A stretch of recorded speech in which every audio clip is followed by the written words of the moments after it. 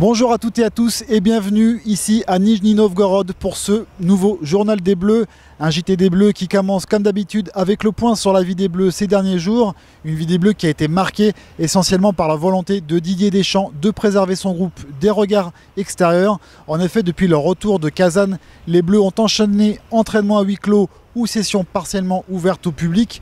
Une volonté du sélectionneur de protéger son groupe des regards indiscrets qui s'est confirmé hier soir lors de l'entraînement ouvert 15 minutes aux médias. En effet, à l'issue de la session, un important dispositif policier et militaire s'est mis en place tout autour du stade de Glebovets et de ses environs, histoire que les journalistes ne viennent pas épier l'entraînement à huis clos des Bleus. Pour la suite, les Bleus sont arrivés aujourd'hui à Nijni Novgorod et ont filé à leur hôtel Kubilin avant de se présenter au stade pour les traditionnels entraînement et conférences de presse d'avant-match. Ces conférences de presse qui nous ont enseigné diverses choses. La première, c'est que le capitaine Hugo Lloris s'attend à ce que les Bleus aillent au combat face à un bloc très resserré et dur sur l'homme.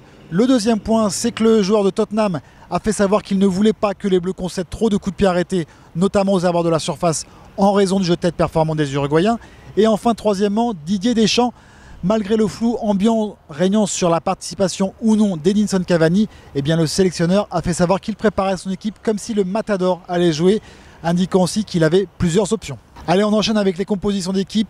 Comme prévu, l'équipe de France devrait évoluer dans son 4-2-3-1 habituel depuis ces derniers temps, avec Hugo Lloris dans les cages, une défense à 4 composée de Lucas Hernandez, Benjamin Pavard, Raphaël Varane et Samuel Umtiti. Au milieu, le doublon Paul Pogba, N'Golo Kanté devrait toujours être titulaire. Enfin, au-dessus, Antoine Griezmann devrait être dans l'axe avec Kylian Mbappé à droite. Enfin, pour remplacer Matuidi, si Corentin Tolisso et Thomas Lemar ont été avancés, il n'est pas exclu que Nabil Fekir fasse son apparition. En effet, en conférence de presse, Didier Deschamps a confirmé que ce ne sera pas forcément le même profil de Matuidi qui sera aligné. Enfin, en pointe, ça devrait être Olivier Giroud.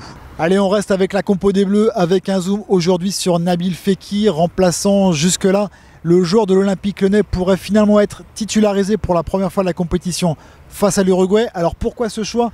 Eh bien tout simplement pour deux raisons. La première, c'est si Edinson Cavani n'est pas là ou en tout cas démarre sur le banc, le staff de l'équipe de France s'attend à voir une équipe d'Uruguay beaucoup plus basse, beaucoup plus resserrée.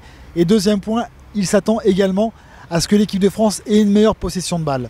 Si c'est le cas, eh bien le staff veut des joueurs de possession, veut des joueurs de ballon, des joueurs capables également de briller dans les petits espaces. Et c'est justement le profil du joueur de l'OL qui correspond le mieux à ce genre de situation plutôt qu'un Corentin Tolisso qui avait été titularisé par exemple face à l'Australie. Justement, avec ce 11 de départ, est-ce que vous pensez que l'équipe de France va se qualifier pour les demi-finales de la Coupe du Monde? Pour nous faire connaître votre opinion, c'est facile, venez réagir sur Foot Mercato ou sur notre chaîne YouTube. Allez, on enchaîne maintenant sur l'Uruguay avec le cas Cavani qui fait toujours débat. En effet, la presse uruguayenne l'a annoncé forfait il y a quelques heures, mais juste avant les conférences de presse d'avant-match, des images montrant le joueur du Paris Saint-Germain s'entraînant à part mais avec le ballon ont fait le tour des médias français et uruguayens. Alors jouera pas, toujours est-il que s'il est forfait, c'est bien Cristian Stuani qui le remplacera. Le joueur de Girona sort d'une belle saison avec le club espagnol avec 21 buts marqués en Liga.